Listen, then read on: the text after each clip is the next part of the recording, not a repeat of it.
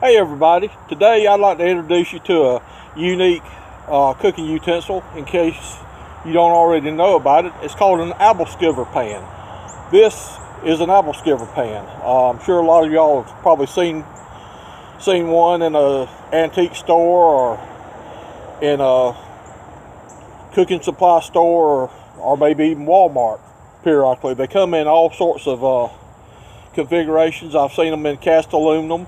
This one here happens to be cast iron. I've got another one here that's actually cast iron coated in enamel and cooks really well.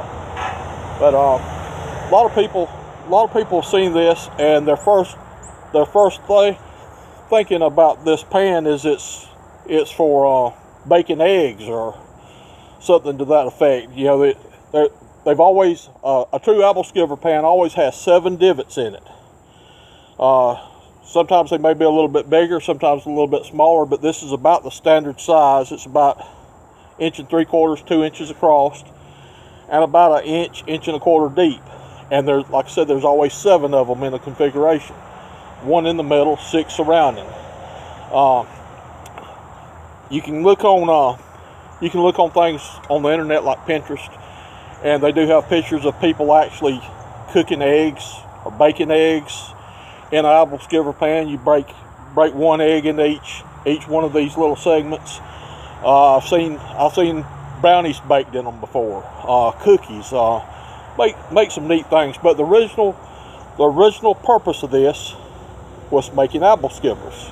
That's why it's called an Abelskiver pan. What an Abelskiver is, it's basically a Danish pancake.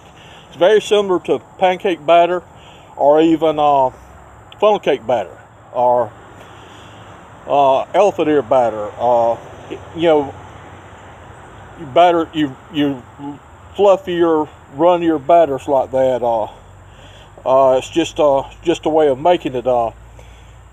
The origin of the name comes from supposedly apples, Abelskiver, so to speak. These Danish pancakes, they're spherical. They're round. They're completely round. When you do it just right, you'll have a completely round Danish donut. And originally they were stuffed with apples, chopped apples, applesauce, some sort of apple product inside of this round donut, kind of like a donut hole, maybe a little bit bigger than a donut hole. But there's a lot of history that you can find about these Abelskivers. I've looked into them a lot. They originated in the Danish region of the world, near Newfoundland, the Netherlands, Finland. The part of the world where the Vikings come from. Those of you that are Louis L'Amour buffs that read or have read a lot of Louis L'Amour or know a lot about Louis L'Amour and his writings, I'm sure you're familiar with the Sackett family. The matriarch of or the patriarch of the Sackett family, Barnabas Sackett, actually come from this part of the world, Finland, where these Danish pancakes originated. Of course, that's all fictional and all, but I thought that was kind of interesting. Another thing that these things are called, other than Danish pancakes, are Viking pancakes. The story goes that the Vikings, when they'd go into battle and they'd have their body armor on, it'd get dented and creased and so forth from doing battle. They would take those body armors off, and they'd be out in the wilderness or in the desert or somewhere, and not have a lot of extra provisions or extra equipment with them. They would take their body armor, put it over a fire, and they would make these donuts, or they would basically fry this dough in these dents in their body armor that got to be known as Abelskivers. I thought that was pretty interesting as well. But like I said, these Abelskiver pans, they can be used for a lot of things, but the original thing that they're made for is Abelskivers. These Danish or Viking or round donuts. They can be made plain, they can be filled, they can be caramel filled, they can be fruit filled, pretty much anything.